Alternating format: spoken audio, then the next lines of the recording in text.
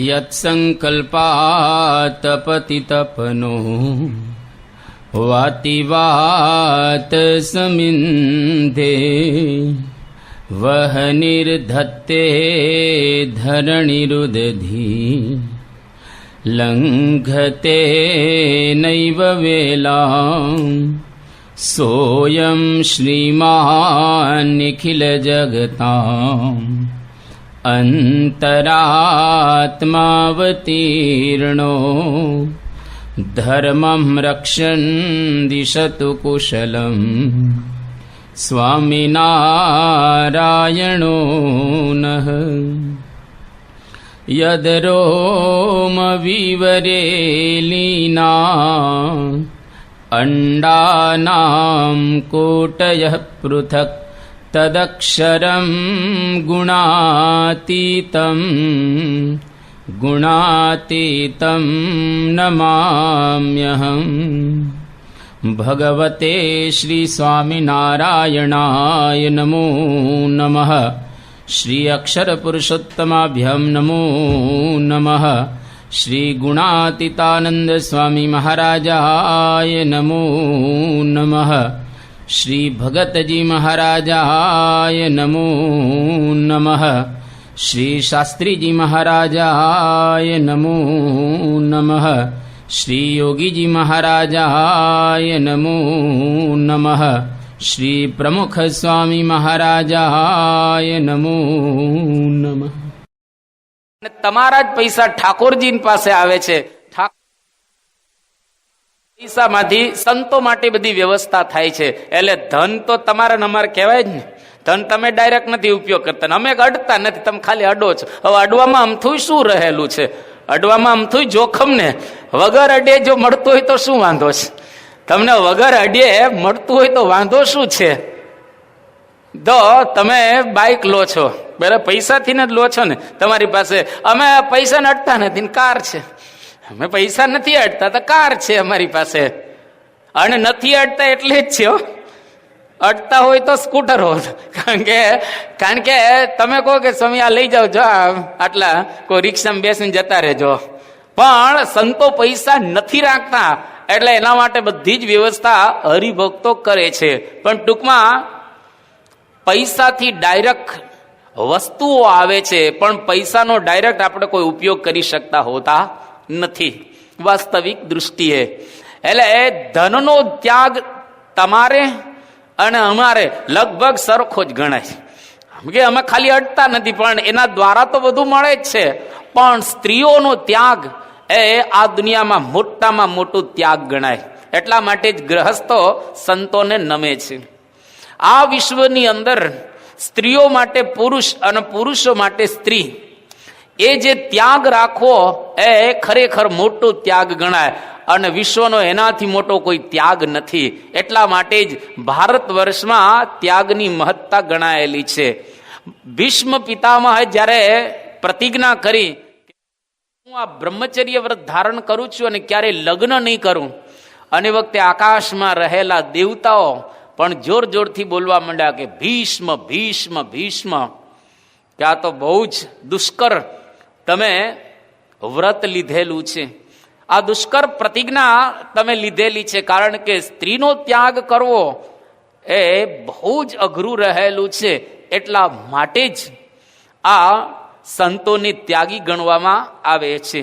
તો અહીંયા આગળ યમરાજા નચિકેતાને કહી રહેલા છે કે જે કંઈ અનિત્ય વસ્તુ છે એના દ્વારા નિત્ય વસ્તુની પ્રાપ્તિ ક્યારેય થાય નહીં। એટલે બ્રાહ્મણો નિર્વેદમ આયાત, એટલે કે દુનિયામાંથી નિર્વેદ એટલે કે વૈરાગ્ય પ્રાપ્ત કરી અને તદ વિજ્ઞાનાર્થમ સ ગુરુમ એવા વિગચ્છેત, એટલે કે ગુરુની પાસે જવું જોઈએ। શેના માટે? તદ વિજ્ઞાનાર્થમ, ઉપરનું જાણવા માટે ગુરુ જોઈએ। પોતાની જાતે કંઈ સમજાતું નથી। જે વસ્તુ દૃશ્ય છે, દેખાય છે, એ જાતે સમજાતી નથી, તો જે વસ્તુ અદૃશ્ય હોય એ જાતે ક્યાંથી સમજાય? અત્યારે બધા એમ્બ્રોડરીના મશીનો ચલાવે છે। કોકની પાસે એક હોય, કોકની પાસે બે હોય, કોકની પાસે 10 હોય છે, પણ માલિક બધા જ કોકની ઉપર આધાર રાખે છે. પેલા ઉડિયાવાળા હોય, ઓરિસ્સાવાળા હોય, યુપીવાળા હોય, એના માસ્ટર ચલાવનારા લઈ આવે એમ્બ્રોડરીનું મશીન, પણ કહે કે મજૂરો મળતા નથી, ચલાવનારા નથી મળતા. એટલે લૌકિક દ્રષ્ટિએ પણ કંઈક જાણવું હોય તો કોઈકની ઉપર આધાર રાખવો પડે છે. એને બધું આવડતું નથી. તો આ તો પારલૌકિક, દેખાતું નથી. ઉપર દૃષ્ટિ કરીએ તો અંધારા સિવાય કંઈ નથી દેખાતું. આકાશ ખાલી દેખાય છે. અને એ આકાશની અંદર રહેલા પૂર્ણ પુરુષોત્તમ ભગવાન સ્વામિનારાયણ તદ વિજ્ઞાનાર્થમ, એને જો જાણવા હોય સ ગુરુ એવા વિગચ્છેદ સમિત પાણી શ્રોત્રિયમ બ્રહ્મનિષ્ઠમ. એવા બ્રહ્મનિષ્ઠ અને ક્ષત્રિય ગુરુ પાસે જવું જોઈએ કે જે ખરેખર સાચા અર્થમાં આપણને જ્ઞાન આપે, સાચા અર્થમાં આપણને ભગવાનની ઓળખાણ કરાવે. અને જો એ ભગવાનની ઓળખાણ ન કરાવે તો એ ખરેખર ગુરુ જ નથી. ગુરુનું કામ આટલું જ છે, અદૃષ્ટ વસ્તુને આપણને બતાવી દે. અને એ વસ્તુ જો આપણે જાણી લઈએ એટલે આપણી સાધના પૂર્ણ થઈ ગણાય. એટલા માટે અહીંયા આગળ નચિકેતાને કહે છે કે નચિકેતા, અધ્રુવથી ધ્રુવ ક્યારેય પ્રાપ્ત ન થાય. મયા નાચિકેત અનિત્યૈ દ્રવ્યૈ અગ્નિ ચીત તત પ્રાપ્તવાન અસ્મિ નિત્યમ. હે નચિકેતા, મેં નાચિકેત અગ્નિ એનું યજન કર્યું કે જેના દ્વારા હું આ સ્થાયી પદવીને પ્રાપ્ત થયેલો છું.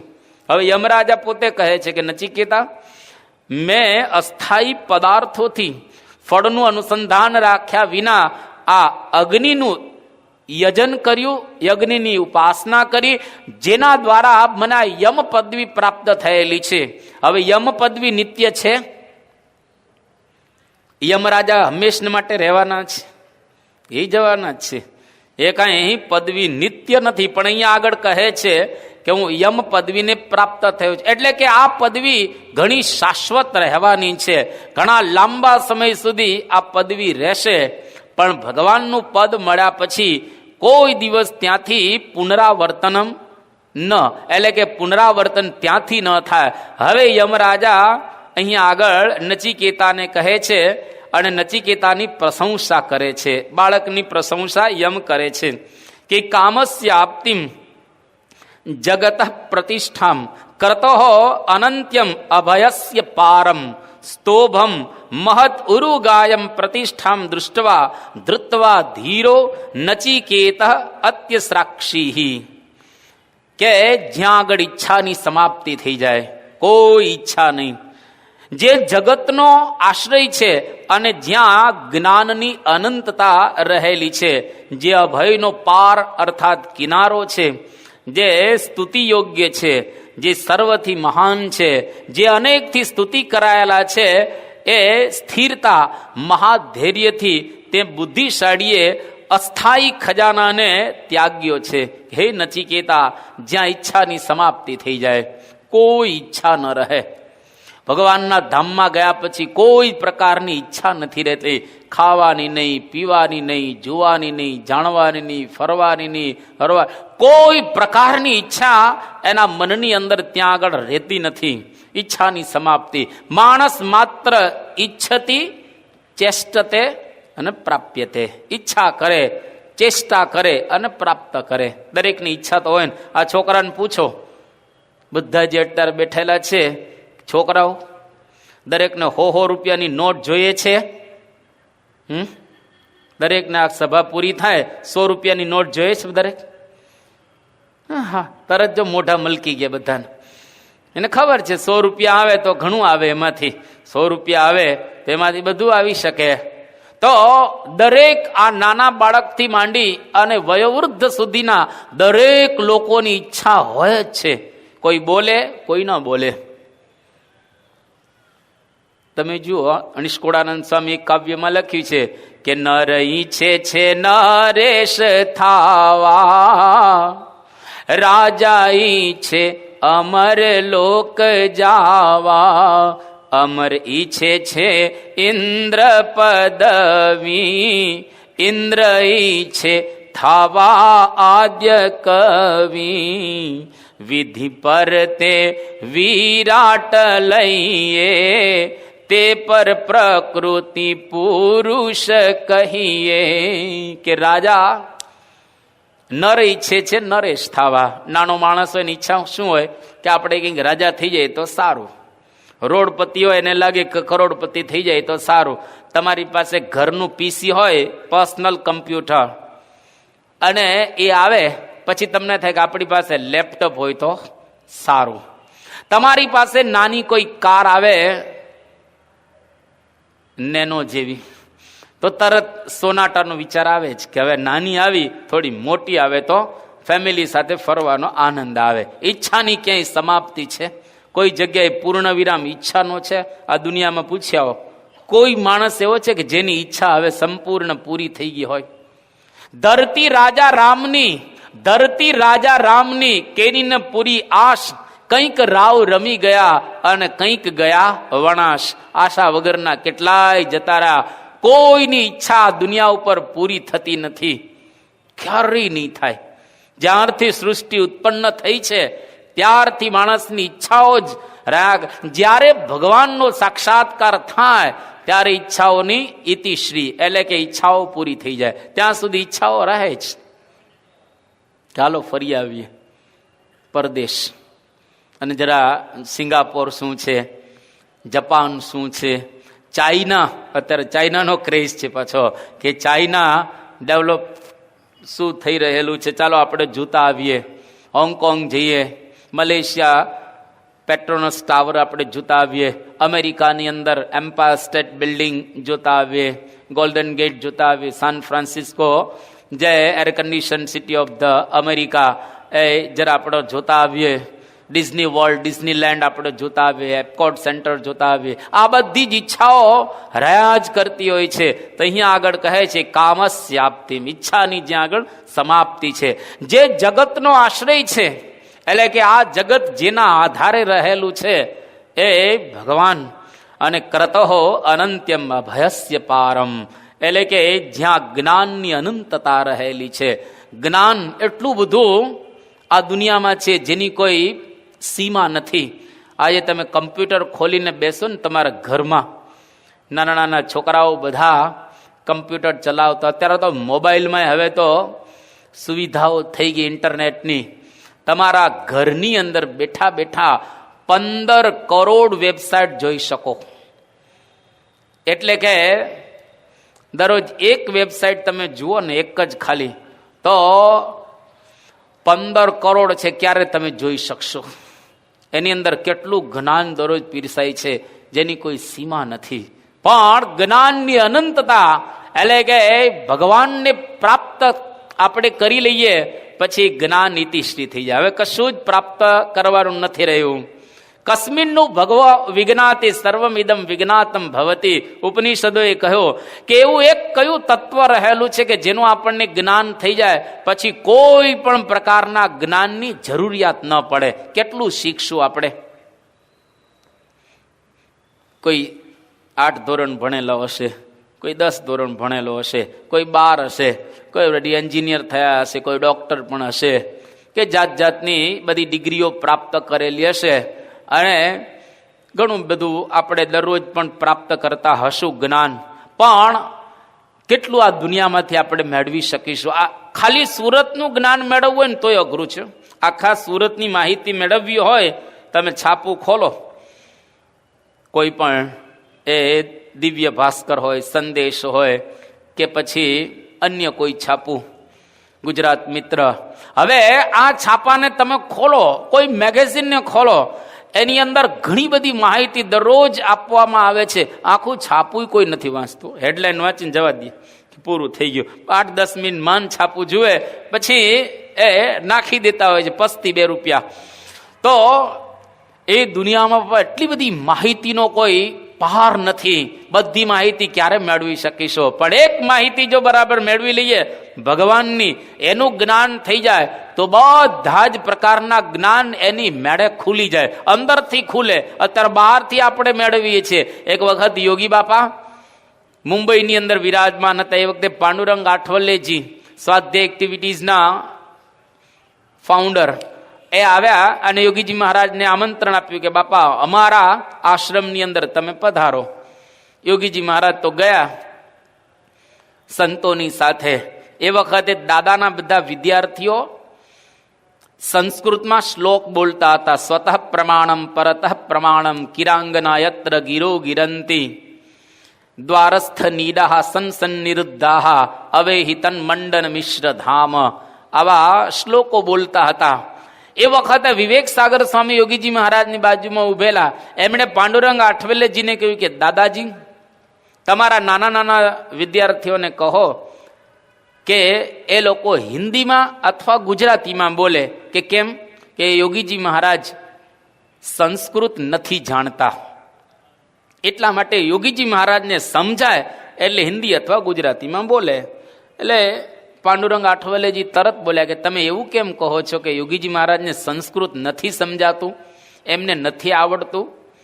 કે યોગીજી મહારાજ સંસ્કૃત નથી ભણ્યા એટલે એમને સંસ્કૃત નથી આવડતું.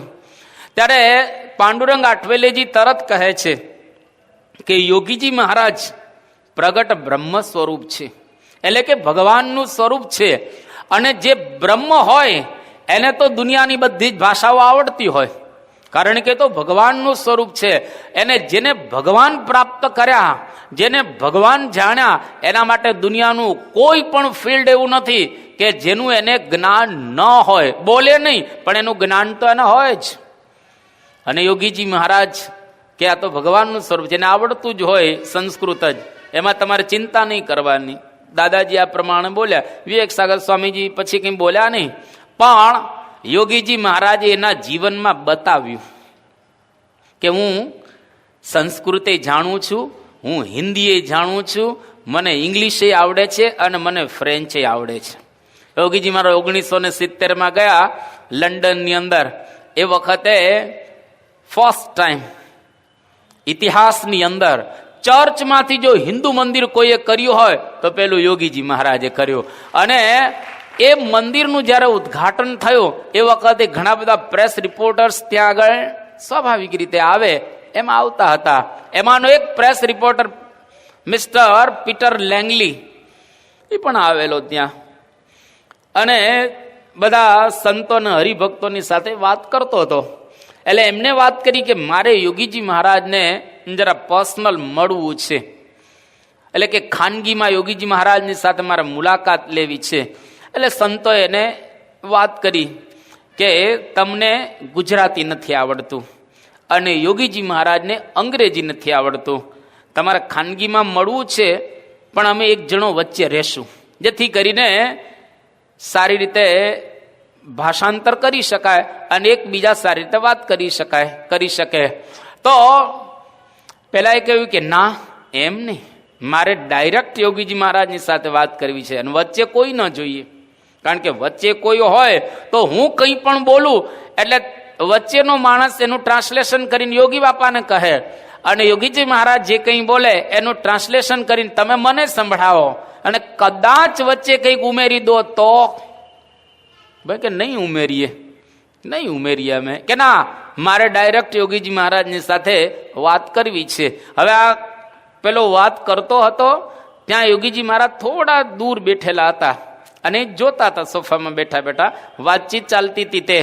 અને યોગીજી મહારાજ ત્યાં એક સંતને બોલાવે, અહીંયા આવો. એટલે પેલા સંત ગયા ત્યાં આગળ. યોગીજી મહારાજ એમને કહે છે કે પેલું ધોળિયું શું કહે છે, કે આ ધોળિયો શું કહે છે? ત્યારે સંતે કહ્યું કે બાપા એવી વાત કરે છે કે મારે ડાયરેક્ટ યોગીજી મહારાજની સાથે વાતચીત કરવી છે અને તમને ઇંગ્લિશ નથી આવડતું, એમને ગુજરાતી નથી આવડતું, એટલે અમે એને સમજાવતા હતા કે તમે બંને સારી રીતે વિચારોની આપલે કરી શકો, એટલા માટે અમે વચ્ચે ઇન્ટરપ્રિટર તરીકે રહેશું, દુભાષિયા તરીકે. ત્યારે યોગીજી મહારાજ કે ગુરુ આવવા દો અમે કરશું. કે બાપા આવવા દો એટલે તમને તો આવડતી જ નથી અંગ્રેજી, તમે શું વાત કરશો? યોગીજી મહારાજ ગુરુ આવવા દો. યોગીજી મહારાજ એકદમ ભલા ભોળા, અને એક રૂમમાં યોગીજી મહારાજ અને પીટર લેંગલીના બંનેના સોફા ગોઠવ્યા સામસામા, જેથી વાતચીત વ્યવસ્થિત કરી શકે. અને બહારનું થોડું ખુલ્લું રાખ્યું, કંઈક યોગીજી મહારાજને બોલાવો હોય તો બોલાવી શકે. કેટલામ બધા બહાર નીકળી ગયા રૂમની, અને પેલો પ્રશ્ન પૂછે યોગીજી મહારાજને અંગ્રેજીમાં. એને તો ગુજરાતી આવડતું જ ન હતું, પણ જો કસ્મિન્નું ભગવો વિજ્ઞાતે સર્વમિદમ વિજ્ઞાતમ ભવતી, આપણે જે વાત કરી, જેને ભગવાન જાણેલા હોય એને દુનિયાની બધી જ ભાષાઓ હસતા મલકવત યો વેતી યુગપત સર્વમ, બધું જ જાણે એક સાથે. પેલો પ્રશ્ન પૂછે અને યોગીજી મહારાજ જવાબ આપે અંગ્રેજીમાં. યોગી મહારાજ અને કેટલા શબ્દોમાં? 2 શબ્દ કે યસ ગુરુ. એ લોકો યા ગુરુ બોલે, યસ ને યા કે યા, યસ ગુરુ. અને પેલો કઈક પ્રશ્ન પૂછ્યો કે નો ગુરુ, યસ ગુરુ, નો ગુરુ. આવા 2 શબ્દોમાં યોગીજી મહારાજે લગભગ અડધો કલાક પેલાની સાથે વાત કરી. અને પેલો જેટલા એને પ્રશ્ન પૂછ્યા બધા જ પ્રશ્નનું શબ્દશઃ એને સમાધાન થયેલું હતું, અને બહુ ખુશ હતો. અડધો કલાક યોગીજી મહારાજની સાથે વાતચીત કરી અને જ્યારે બહાર આવતો હતો એ વખતે પહેલું જ વાક્ય બોલ્યો પીટર લેંગલી કે you tell a lie because Yogiji Maharaj knows English very well, કે તમે ખોટું બોલો છો, બાકી યોગી બાપાને તો અંગ્રેજી બરાબર આવડે છે, કે આ મારી સાથે અડધો કલાક વાત કરી લો. તો હવે એને ભાષાનું જ્ઞાન આવ્યું ક્યાંથી? ભગવાન. જેને ભગવાન રાખ્યા હોય એને બધી જ ભાષા. આજે તમે મીરાના કાવ્ય ઉપર લોકો પીએચડી કરે, મીરા ગયા જ નહોતા કઈ પીએચડી કરવા. આજે કબીરે કોઈ દિવસ સ્કૂલ જોઈ નથી કે સ્કૂલનું પગથિયું કેવું હોય.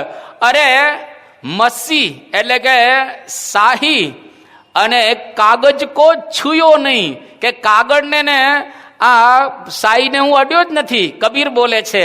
અને છતાં પણ કબીરના કાવ્યો પર લોકો પીએચડી કરે છે. આજે 500 પરમહંસો મહારાજના વખતમાં એકાઈ જે કાવ્યકારો હતા એની ઉપર દેવાનંદ સ્વામી, ભૂમાનંદ સ્વામી, મંજુકેશાનંદ સ્વામી, પ્રેમાનંદ સ્વામી, બ્રહ્માનંદ સ્વામી, આ લોકોના કાવ્યો ઉપર લોકો પીએચડી કરે છે. એ લોકો પીએચડી કરવા નહોતા ગયા, પણ એ અંતરની વાણી જેને ભગવાન પ્રાપ્ત કર્યા હોય એને બધું જ એની મેળે સમજાઈ જાય. એટલે અહીંયા આગળ કહે છે કે ક્રતો અનંત્યમ અભયસ્ય પારમ, કે જ્યાં જ્ઞાનની અનંતતા રહેલી છે. આજે તમે જો પ્રમુખ સ્વામી મહારાજ 6 ચોપડી કેવળ ભણેલા છે. મોટા મોટા વકીલો, ડોક્ટર્સ, એન્જિનિયર્સ, આર્કિટેક્ટ્સ, આ બધાને પ્રમુખ સ્વામી મહારાજ સલાહ આપે છે. એટલું જ નહીં, પણ ઓક્સફર્ડ, હાર્વર્ડ, કેમ્બ્રિજ, યેલ આવી બધી સારી સારી યુનિવર્સિટીમાંથી પદવીઓ પ્રાપ્ત કરી અને પ્રમુખ સ્વામીના એક વચને સાધુની દીક્ષા ગ્રહણ કરે છે 6 ચોપડી વાળા પુરુષની પાસે. તો શું છે? તો કે એની પાસે ભગવાન છે. બસ જેની પાસે ભગવાન હોય એની પાસે બધું જ હોય. એટલે અહીંયા આગળ નચિકેતાને યમરાજા ભગવાન આપી રહેલા છે, બાકી દુનિયાનું તો બધું જ આપે. લોકો એ દુનિયાનું આપે તોય ન આપેલું જ ગણાય. તમને કદાચ કોઈક આપે તો એ ન આપેલા જેવું જ છે. ધારો કે તમારો પગાર 10,000 નો હોય અને તમને કોઈ એમ કે હું 20,000 આપીશ, તો સારું, 20,000 આવે તો તમે શું નવું કરવાના છો? તમારી પાસે જે બાઈક હોય એને બદલશો, જે અત્યારે જૂનું ઠોઠિયું થઈ ગયું હોય એને તમે બદલો, 20,000 આવે તો થોડુંક. હવે તમારું જે ઘર હોય એ ઘર કદાચ નાનું હોય તો હવે તમે થોડું મોટું ઘર લેશો, તે કઈ વિશેષ તો કરવાના નથી 20,000માં. કદાચ તમારા કપડાં તમે 2 જોડી લેતા હશો તો પછી 2-4 જોડી બીજા લેશો, બૂટ બદલશો, તમારી ઘડિયાળ બદલશો, તમારો મોબાઈલ બદલશો, તમારા ઘરનું ફર્નિચર બદલશો, પણ જાજુ કંઈ બદલાવાનું નથી. જો તમને વધારે કંઈ આપી એમાંથી શું પ્રાપ્ત થયું? કશું વિશેષ મળેલું નથી. પણ જો કોઈ ભગવાન આપી દે તો એના દ્વારા બધું જ મળી જાય. પછી બધું જ એના દ્વારા આપણે પ્રાપ્ત કરી શકીએ. તો અહીંયા આગળ અભયનો પાર અર્થાત કિનારો છે, જ્યાં કોઈ પણ પ્રકારનો ભય નથી, જ્યાં આગળ નિર્ભય આપણે થઈ જઈએ. જો એક વખત ત્યાં પહોંચીએ તો જે સ્તુતિ કરવા યોગ્ય છે, જે સર્વથી મહાન રહેલા, એનાથી કોઈ મોટું નથી. તો આવા એક ભગવાન ધૃત્યા ધીર નચિકેતા અત્યસ્રાક્ષી. હે નચિકેતા, તે આ અસ્થાયી ખજાનાને છોડી દીધો. ન તે સ્વર્ગની લાલચ રાખી, ન તે કોઈ ભોગોની લાલચ રાખી. તને આત્મજ્ઞાન સિવાય કોઈ વસ્તુ ખપતી ન હતી. એટલા માટે તું ખરેખર પ્રશંસાને પાત્ર રહેલો છે. અહીં આગળ આત્માનું જ્ઞાન આપી અને પરમાત્માનું હવે જ્ઞાન આપી રહેલા છે. મુક્તિનું સ્વરૂપ બતાવે છે. જો મુક્તિ મેળવવા માટે આપણે અહીંયા આગળ આવી છે, ટાઈમ બગાડતા નથી, યાદ રાખજો. દર શનિવારે અહીંયા આગળ આવીએ છીએ, અહીંયા આગળ આવીને ભેગા થઈને જતા નથી રહેતા, પણ બહુ જ એક મહાન કાર્ય કરવા માટે આ દરવાજાની અંદર આપણે પ્રવેશ કરીએ છીએ અને આ ઉપનિષદો ઉપર આપણે પારાયણ કરી રહેલા છીએ અને મેળવવા છે આપણે ભગવાન, પ્રાપ્ત કરવા છે પરમાત્મા, ભગવાન સ્વામિનારાયણને આપણે મેળવવાના છે. બહાર તો આપણને પ્રમુખ સ્વામી મહારાજના રૂપમાં પ્રાપ્ત થયેલા છે, પરંતુ એના એ ભગવાન સ્વામિનારાયણ આપણા હૃદયની અંદર આપણે પ્રગટ કરવાના છે. આ બાળકોએ કરવાના છે. ભલે એને અત્યારે ખબર નથી કંઈ, પણ એને કરવાના તો છે જ. એ કોર્સ તો એના માટે જ છે અને આપણે કરવાના છે ને. પેલા ખુરશી પર બેઠેલા છે એ લોકોને કરવાના તો છે જ. અમે સાધુની દીક્ષા લઈને બેઠેલા છીએ, સંસારનો ત્યાગ કરી દીધેલો છે. અમારે વસ્તુ તો આ જ મેળવવાની જ રહેલી છે. એ કેવી વસ્તુ અહીંયા આગળ એ અઘરી છે એ યમરાજા નચિકેતાને સમજાવી રહેલા છે કે તમ એટલે કે તે પરમાત્મા દુર્દર્શમ ગૂઢમ અનુપ્રવિષ્ટમ ગુહાહિતમ ગહવરેષ્ઠમ પુરાણમ અધ્યાત્મ યોગાધિગમેન દેવમ મત્વા ધીરો હર્ષ શોકૌ જહાતિ. આ પરમાત્મા કેવા છે? દૂરદર્શમ. એનું દર્શન થવું અતિશય અઘરું. દૂરદર્શમ, દુઃખે ને એનું દર્શન થઈ શકે એવું છે.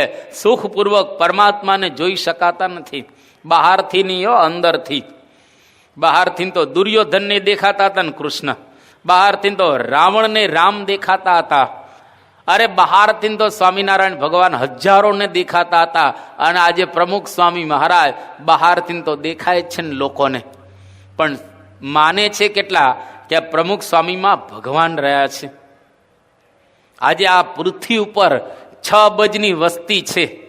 6 અબજની વસ્તીમાં આજે સાક્ષાત ભગવાન પૃથ્વી ઉપર પ્રમુખ સ્વામી મહારાજના રૂપમાં વિચરણ કરે છે. આવું સ્વીકારનારા કેટલા કે ખરેખર ભગવાન આજે એના દ્વારા પૃથ્વી પર પગ મૂકી રહેલા છે. એ બોલે એટલે સ્વામિનારાયણ ભગવાન બોલે છે, એ આશીર્વાદ આપે એટલે સ્વામિનારાયણ ભગવાન આશીર્વાદ આપે છે. આવું સ્વીકારનારા કેટલા? બાકી જોતા તો હશે ને, જ્યારે આપણો ઉત્સવ થાય એ વખતે લગભગ 3.5 લાખની આજુબાજુ માણસો હોય અને 160 દેશમાં લાઈવ ટીવી દ્વારા પ્રસારિત બધું થતું હોય.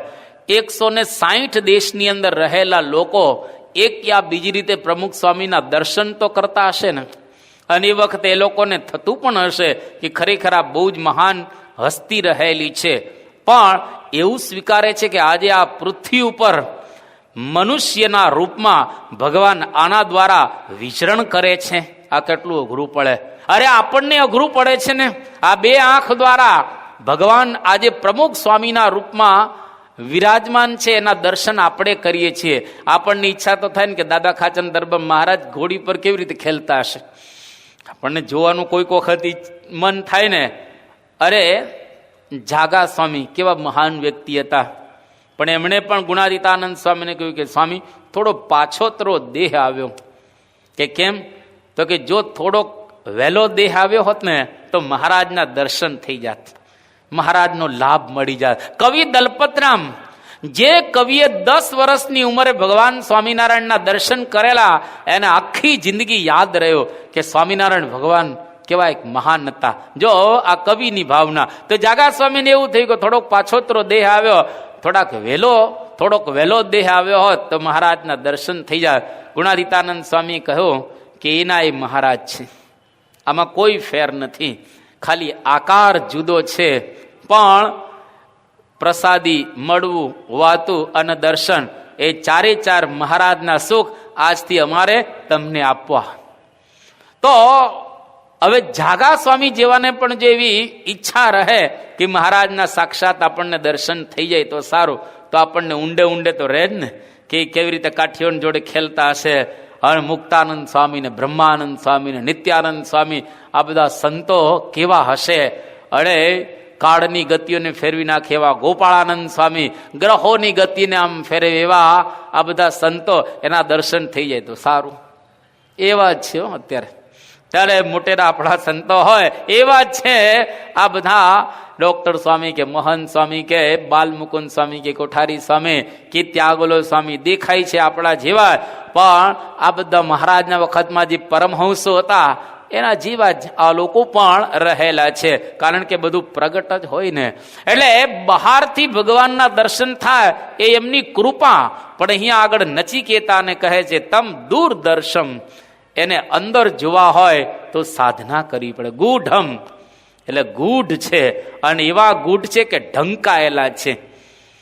આપણે કહીએ કે એવા અંદર ઢંક, એક તો શરીરનું આવરણ છે, એની અંદર પાછું હૃદય છે, એનું આવરણ છે, એની અંદર પાછો આત્મા છે, એનું આવરણ છે, એની અંદર પરમાત્મા છે, છેક ચોથા પરમાત્મા છે.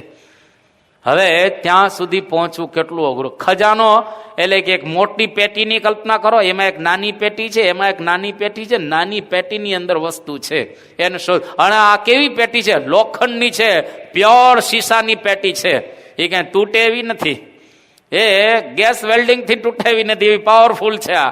એટલે હવે એમાં રહેલા ભગવાનને આપણે જોવાના છે. તમ દૂરદર્શમ ગૂઢમ એટલે કે ઢંકાયેલા છે, અનુપ્રવિષ્ટમ બધામાં પ્રવેશ કરીને રહેલા છે. ત્યાં કીડીમાં અને હાથીમાં બેયમાં છેલો.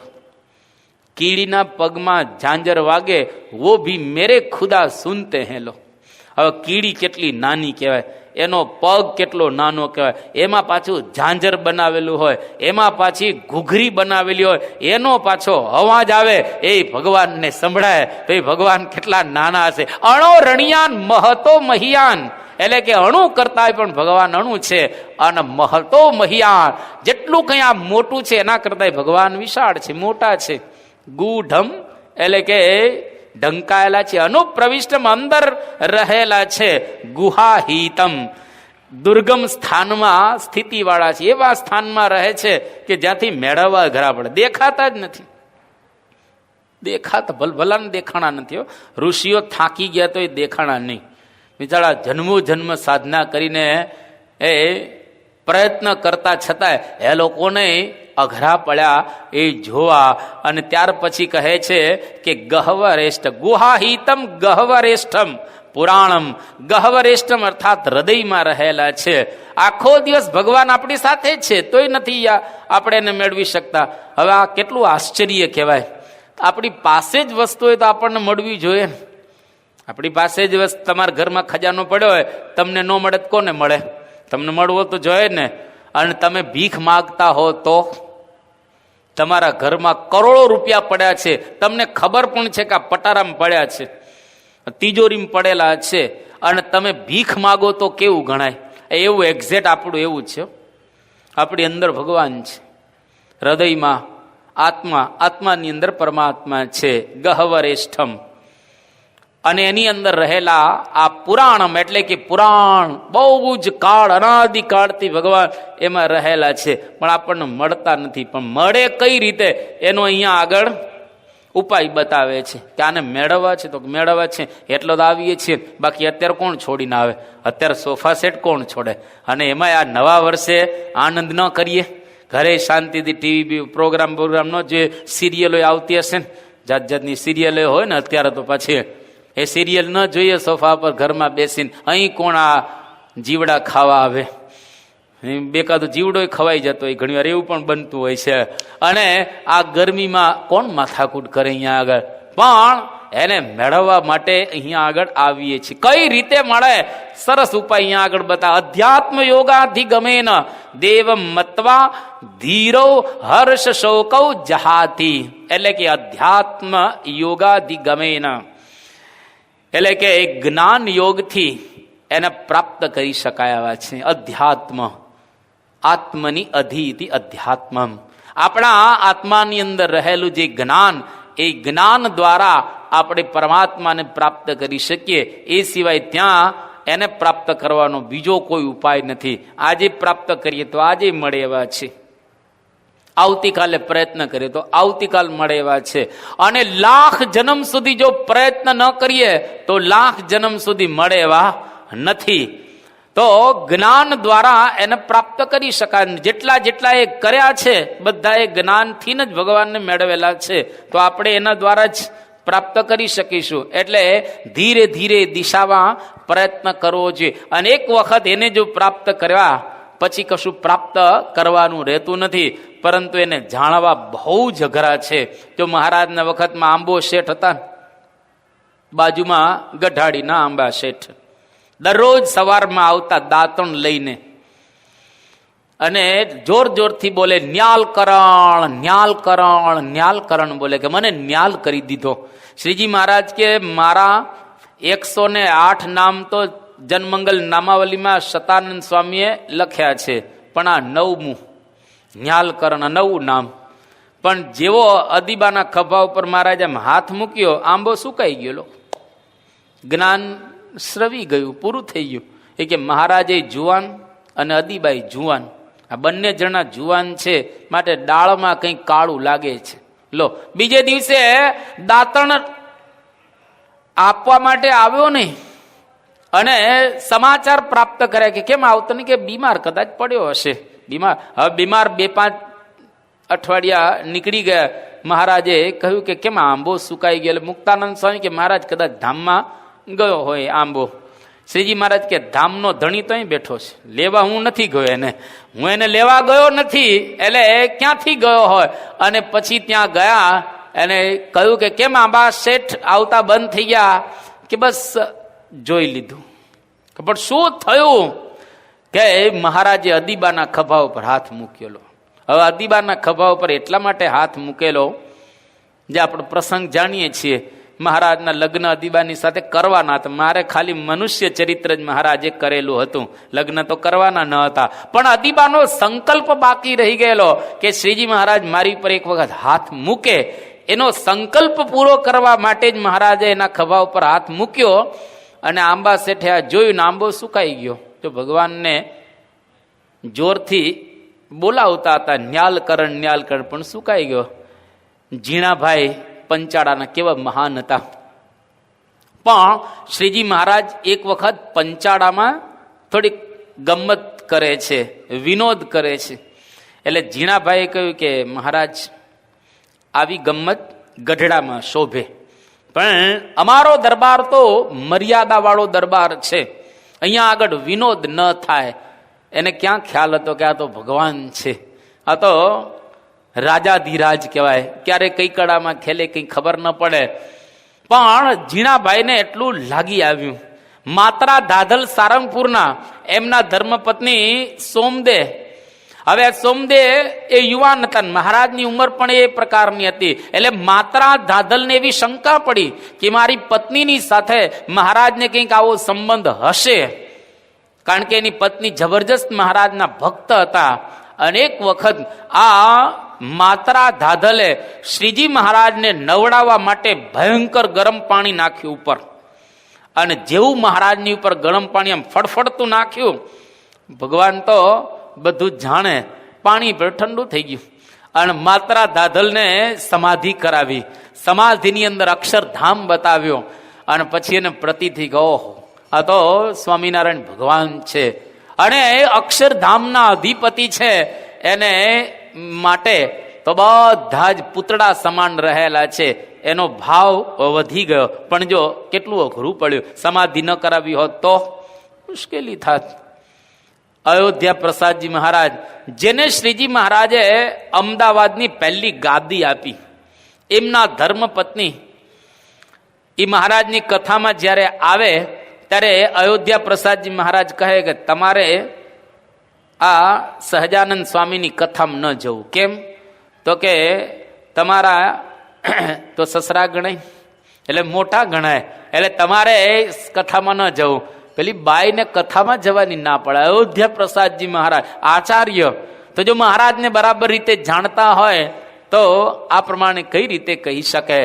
પાર્વતી જેવા પાર્વતી રામને ન ઓળખી શક્યા. પરીક્ષિત જેવો પરીક્ષિત, એને પણ ભગવાનના ચરિત્રની અંદર શંકા થઈ. યાદવો ભગવાનની બાજુમાં રહ્યા તો એ કૃષ્ણ ભગવાનને ઓળખી ન શક્યા. અને ચિત્રકેતુ જેવો રાજા, જેને 1 કરોડ સ્ત્રીઓનો ત્યાગ કર્યો અને નીકળી ગયો, ભગવાન શંકર અને પાર્વતીજી કૈલાસ પર્વતની અંદર બેઠેલા હતા. વિમાનમાં પેલો જાય છે ચિત્રકેતુ. ઉપરથી એને દ્રશ્ય જોયું કે શંકર ભગવાન પોતાના ખોળાની અંદર પાર્વતીજીને એમણે બેસાડેલા છે. હવે આ તો મહાન દેવ ગણાય. અને એમાં ચિત્રકેતુ રાજાને થયું કે ઓહો, આ તો માણસથી ને નીચા છે. શંકર ભગવાન જાહેરમાં પોતાની પત્ની એને ખોળામાં બેસાડે છે, આ તો કંઈ ભગવાન હોય. તેને તરત પાર્વતીજીએ શાપ આપી દે કે જા વૃત્રાસુર દૈત્ય બની જા. અને વૃત્રાસુર દૈત્ય બની જાય છે. પોતે પાર્વતીજીને શાપ આપી શકે એવી તાકાત ચિત્રકેતુમાં હતી, પણ એને શાપ ન આપ્યો અને શાપ અંગીકાર કર્યો. બીજા જન્મની અંદર વૃત્રાસુર દૈત્ય થાય છે. ભગવાનની અદ્ભુત પ્રાર્થના શ્રીમદ ભાગવતની અંદર કરે છે, જાણીએ છીએ આપણે 6ઠા સ્કંદમાં. પણ આવા મોટા મોટા ભગવાનને ઓળખી નથી શકતા. એમ આજે ભગવાનને ઓળખવા અતિ અઘરા છે. એ અધ્યાત્મ યોગાધિગમેન, જ્ઞાન દ્વારા આપણે એને ઓળખી શકીએ. તો આ સત્સંગનું ફળ એટલું છે. શિબિરો, હમણાં યુવકોની શિબિર થઈ સારંગપુરની અંદર, લગભગ 2000 યુવકો ત્યાં આગળ શિબિરની અંદર ગયા હતા. મુખ્ય પ્રોજેક્ટ પૂજાનો હતો કે આપણે જે પૂજા કરીએ છીએ એ પૂજા વ્યવસ્થિત કરીએ. બસ આ મુખ્ય પ્રોજેક્ટ. તિલક ચાંદલો કરવો, માનસી પૂજા કરવી, માળા સરખી કરવી, દંડવત સરખા કરવા, તપની માળા સરખી કરવી અને શિક્ષાપતિના 5 શ્લોક વાંચવા. આ જે બધું જ જે પૂજામાં આવે છે 10-11 સ્ટેપ બધા એ વ્યવસ્થિત કરવા, આખી શિબિરનો આ મધ્યવર્તી વિચાર હતો. અને બાકીનું સાઈડમાં થોડું થોડું જે કંઈ ટાઈમ મળે પ્રમાણે બધું કહેતા હતા. પણ આ શિબિરો કરીને અધ્યાત્મ યોગાધિગમેન, જ્ઞાન મેળવ્યા વિના ક્યારે ઉપરની પદવી ખુલતી હોતી નથી. ગમે તે તમે કરો પણ આ જ્ઞાન મેળવ્યા વગર એ છૂટકો નથી. એટલા માટે અહીંયા આગળ કહે છે કે અધ્યાત્મ યોગાધિગમેન દેવમ મત્વા, દેવમને ઓળખી અને પછી શું કરું? ધીર હર્ષ શૌકૌ જહાતી, કે ધીર પુરુષ જ્યારે થાય આ દુનિયાની અંદર, પછી એને કોઈ પણ પ્રકારનો હર્ષ પણ ન રહે અને કોઈ પણ પ્રકારનો શોક પણ ન રહે. એટલે જેમ સંતોએ પોતાના કાવ્યની અંદર કહ્યું કે હર્ષ શોકની નદીઓ વહેતી, તેમાં જાય તણાણો રે. દેવાનંદ કહે હરિ ભજ્યા વિના, ઘણે દુખે ઘેરાણો રે. હર્ષ અને શોક આ બે દુનિયામાં આવે છે. કોઈ પણ હોય ને તમે એને હર્ષ તો થાય જ ને, આનંદ ન થાય? દિવાળીનો દિવસ હવે નથી આપણને આનંદ થતો, બાકી દિવસ બદલાઈ ગયો હોય છે. સૂર્યનારાયણને ખબર જ નથી કે દિવાળી આજે આવી. સૂર્યનારાયણને તમે પૂછો એને કઈ ખબર ન હોય. ધરતીને પૂછો કે આજે દિવાળી, એને કઈ ખબર નહીં. 9 વર્ષ ધરતીને ક્યાં ખબર છે? આ વૃક્ષો, ઝાડપાન, પશુઓને પૂછો ને, તમારા ઘરમાં પાડો હોય કે કોઈ ગાય ભેંસ હોય, એને પૂછો કે આજે 9 વર્ષ છે, નૂતન વર્ષાભિનંદન, તો તમે એને કહો, એને કઈ ખબર જ નથી. માણસ સિવાય કોઈને ખબર નથી કે 9. અરે એમાં પણ તમે જો હિન્દુઓને જ, મુસલમાનને કઈ ખબર નથી.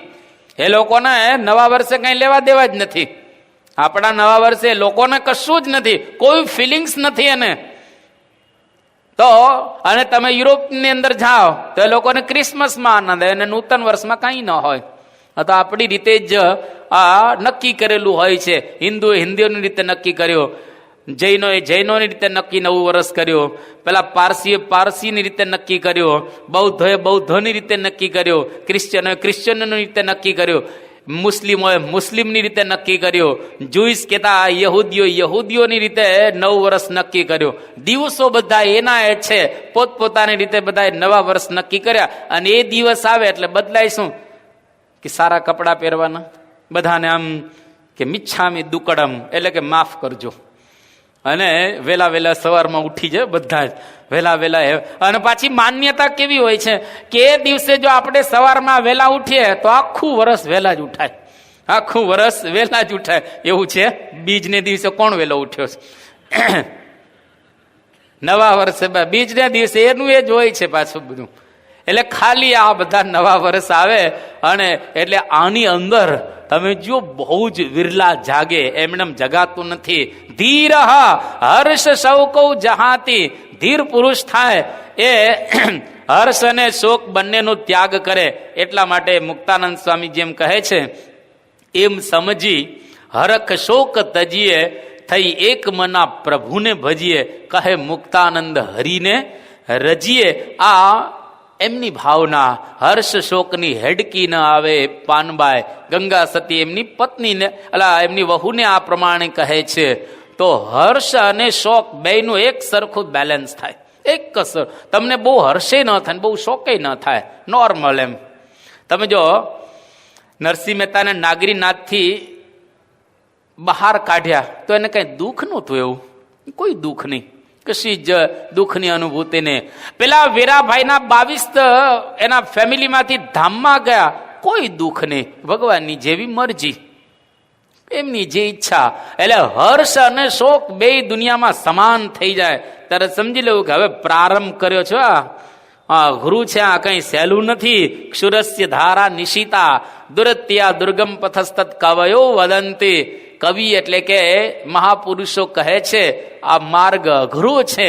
એટલે અહીંયા આગળ નચિકેતાને આ પ્રમાણે સમજાવી અને પછી ધામનો દરવાજો ખુલ્લો કરે છે. ધામમાં પ્રવેશ કરવો હોય તો દરવાજો તો હોય ને ત્યાંય. આ તો કલ્પના કરી છે, બાકી ત્યાં કઈ દરવાજા નથી હોતા. એમાં કાંઈ દરવાજા ન હોય કે ત્યાં બંધ થાય ને ખુલે ને, ત્યાં કોઈ આવતા જ નથી હોતા. કોઈ મફતિયા તો ત્યાં હોય નહીં કોઈ, કે દરવાજા આપણે તાળા તો મારવાની જરૂર જ ન પડે. ધામમાં કોણ જાય? ત્યાં તાળા કે કઈ એવું કશું હોતું નથી. ચાવી કોની પાસે? નહીં ઘણી વખત ચાવી ખોઈ નાખે પછી મૂકતો ને રખડવાનું થડે ને. એટલે એવા કઈ દરવાજા ત્યાં આગળ હોતા નથી. પણ અહીંયા આગળ ધામનો દરવાજો ખુલ્લો કરે છે. હે નચિકેતા, તારે ધામમાં જવું હોય તો ધીર થઈ જા. ધીર થઈ ગયો નચિકેતા અને હર્ષ અને શોક બેથી પર થઈ ગયો. આટલું બધું આપે છે છતાં એને કોઈ પણ પ્રકારનો આનંદ નથી કે મારે નથી જોઈતું આ કંઈ. અને હવે એના માટે અહીંયા આગળ કહે છે, એતદ શ્રુત્વા સંપરિગૃહ્ય મર્ત્ય પ્રવૃહ્ય ધર્મ્યમ અણુમ એતમ આપ્ય સ મોદતે મોદનીયમ હિ લબ્ધ્વા વિવૃતમ સદ્મ નચિકેતસમ મન્યે. કે મનુષ્ય આ ધર્મમય ઉપદેશને સાંભળી સારી રીતે ગ્રહણ કરી અને વિવેકપૂર્વક એનો વિચાર કરી આ સૂક્ષ્મ આત્માને જાણી લે છે, ત્યારે આનંદ સ્વરૂપ પરમાત્માને પ્રાપ્ત કરી અને આનંદ મેળવે છે. નચિકેતસમ વિવૃતમ સદ્મ મન્ય. હે નચિકેતા, તારા માટે ધામનું દ્વાર હું ખુલ્લું માનું છું. કે તું એવો મુમુક્ષુ છે કે તારા માટે વિવૃતમ સદ્મ એટલે કે ધામ, એ નિવાસ સ્થાન. નચિકેતસમ મન્યે, તારા માટે ધામ ખુલ્લું માનું છું, કારણ કે તે જ્ઞાન પ્રાપ્ત કર્યું. તું ક્યાંય લેવાણો નહીં, એટલે તને આત્મજ્ઞાન મેં આપ્યું, બરાબર ગ્રહણ કર્યું. શ્રવણ મનન નિધિધ્યાસ દ્વારા આત્માને જાણી બ્રહ્મરૂપ થઈ અને પરબ્રહ્મની આપણે ભક્તિ કરવાની છે. અને જ્યાં સુધી બ્રહ્મરૂપ ન થઈએ ત્યાં સુધી પરબ્રહ્મની ભક્તિનો અધિકાર પણ આપણને એ પ્રાપ્ત થતો હોતો નથી. એટલા માટે શ્રવણ, વ્યવસ્થિત શ્રવણ કરવું, સાંભળવું. સાંભળ્યા પછી એનું મનન કરવું, ઘરે જઈને અથવા ચાલુ કથાએ પણ. શું મનન કરવાનું? કે આમાંથી મારા માટે કઈ વાત છે. તમે કોઈ મોટા સ્ટોરમાં જાઓ ને, આખો સ્ટોર લઈને આવો છો ઘરે? આખો સ્ટોર આપણે ઘરે નથી લઈને આવતા. એમાંથી જે આપણા માટે યોગ્ય હોય લેતા આવીએ. એમાંથી બધાને મેડિકલ સ્ટોરની અંદર કોઈ જાય તો એને જે ડોક્ટરે દવા લખી દીધી હોય એના માટેની એ જ લઈને આપણે આવીએ ને. અને નહીતર આપણે કહીએ કે લાઈન ઓલી 2 અભેરાયમાંથી જે દવા એ પણ લઈને પછી ઘરે ખાય તો મુશ્કેલી થઈ જાય, ગડબડ થઈ જાય. આપણે જે લખી દીધેલું હોય આપણા માટે એ આપણે લઈ આવીએ અને પછી એ જે રીતે આપણને કીધું હોય એ પ્રમાણે આપણે લઈએ તો આપણો રોગ શાંત થઈ જાય. એમ અધ્યાત્મ માર્ગના ડોક્ટર પ્રમુખ સ્વામી મહારાજ છે. એ આપણને લખી દે છે કે તમારા માટે આ, તમારા માટે આ, તમારા માટે આ, અને એ દવા આપણે લઈએ, જ્ઞાનરૂપી દવા, તો આપણો રોગ ટળી જાય. અને રોગ ટળ્યા પછી આપણને દુનિયાના ભોગો ટળે. અને ભોગ ટળ્યા પછી સદ્મ એટલે કે વિવૃતમ સદ્મ, આપણા માટે ધામનો દરવાજો ખુલ્લો થાય. અને ત્યાં પછી અંદર આપણે એ પ્રવેશ કરવાનો હોય. એટલે સાંભળવું બરાબર, મનન એટલે જેટલું આપણા માટે ગ્રહણ કરવા જેવું હોય એટલું ગ્રહણ કરી લેવું. અને જે ગ્રહણ કરેલું હોય એને વારે વારે યાદ કર્યા રાખવું, સંભાળવું. નિધિ ધ્યાસ એટલે કે એને વારે વારે ઘૂંટ્યા રાખવું, એટલે પાકું થાય, કાચું ન રહે અને પાક્કું જ્ઞાન થાય. ઇદમ સાંભળી આવે એને કહેવાય સાક્ષાત્કાર. અને સાક્ષાત્કાર થયા પછી કશું જ વસ્તુ આપણે પ્રાપ્ત કરવાની રહેતી નથી. એટલા માટે અહીં આગળ આટલો આ ઉપદેશ આપી અને નચિકેતા હવે એને એક પ્રશ્ન પૂછે છે, જેનો જવાબ આપણે આવતી સભાની અંદર સાંભળીશું. અન્યત્ર ધર્માત, અન્યત્ર અધર્માત, અન્યત્ર અસ્માત કૃતાકૃતાત, અન્યત્ર ભૂતાચ ભવ્યાચ યત તદ પશ્યસી તદ્વદ. હે યમરાજા, ધર્મ અધર્મ, કાર્ય કારણરૂપ જગત તથા ભૂત અને ભવિષ્યથી ભિન્ન એવા પરમાત્માને તમે જુઓ છો, તે પરમાત્મા મને તમે બતાવો. બસ બતાવો એટલે કે દેખાડો, ખાલી વાતો ન કરો. હવે આ તો યમરાજા નચિકેતાને ઉપદેશ આપી રહેલા છે. આપણે તો ખાલી પારાયણ કરીએ છીએ. આ ઉપદેશ આપે છે અને નચિકેતાને યમરાજા બતાવે છે ભગવાન. અને યમરાજા એવા મહાન પુરુષ હતા. તો આપણા માટે એવા જ છે પુરુષ પ્રમુખ સ્વામી મહારાજ, જે આપણને બતાવશે કે આને કહેવાય ભગવાન.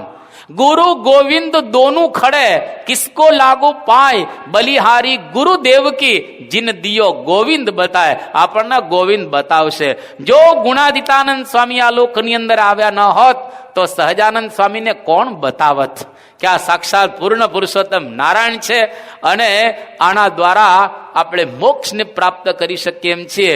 એમ આપણી પરંપરાએ ભગવાન સ્વામિનારાયણને બતાવ્યા. એમાં આજે પ્રમુખ સ્વામી મહારાજ 5 ખંડની ધરતી ઉપર ભગવાનને બતાવે છે.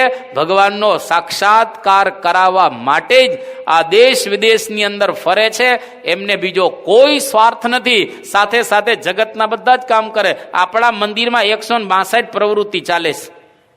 આપણે કેટલ કેમ્પે ખોલીએ છીએ, આપણે સ્કૂલો છે, આપણી કોલેજો છે અને આપણા દવાખાના છે. પણ યાદ રાખવું ઘટે, આપણી સંસ્થાનો મેઇન સિદ્ધાંત અક્ષરરૂપ થઈ અને પુરુષોત્તમ નારાયણને પ્રાપ્ત કરવા એ છે. આપણે દવાખાના ચોક્કસ ચલાવીએ છીએ પણ દવાખાના આપણું ધ્યેય નથી. આપણે કેટલ કેમ્પે કરીએ છીએ એ પણ બરાબર જ છે, પશુનું પાલન પણ આપણે કરીએ છીએ, પણ આપણો ધ્યેય તો પુરુષોત્તમ નારાયણનો સાક્ષાત્કાર કરવો એ રહેલું છે. અને એના માટે જ પ્રમુખ સ્વામી મહારાજ જેવા પુરુષ આ 5 ખંડની ધરતી ઉપર એ વિચરણ કરે છે. એ અક્ષરધામે બનાવે, કારણ કે એમાં હજારો લોકો આવે અને એના દ્વારા એને પ્રેરણા પ્રાપ્ત થાય અને કોઈકને સમજાઈ જાય તો એના માટે ધામનો દરવાજો ખુલ્લો થાય. એ જ આપણો આ મેઇન હેતુ રહેલો છે. તો એ ધામ કેવું છે અને ધામને કઈ રીતે પ્રાપ્ત કરી શકાય એ ધામનું વર્ણન અહીંયા આગળ આવશે. હવે આપણે જેને અક્ષરધામ કહીએ છીએ ને ઉપર, એનું વર્ણન અહીંયા આગળ આવતી સભામાં આપણે એનું વર્ણન સાંભળવાના છીએ. તો અહીંયા આગળ આ પારાયણને આપણે પૂર્ણ કરીએ છીએ. શ્રી સ્વામિનારાયણ ભગવાનની ગુણાતીતમ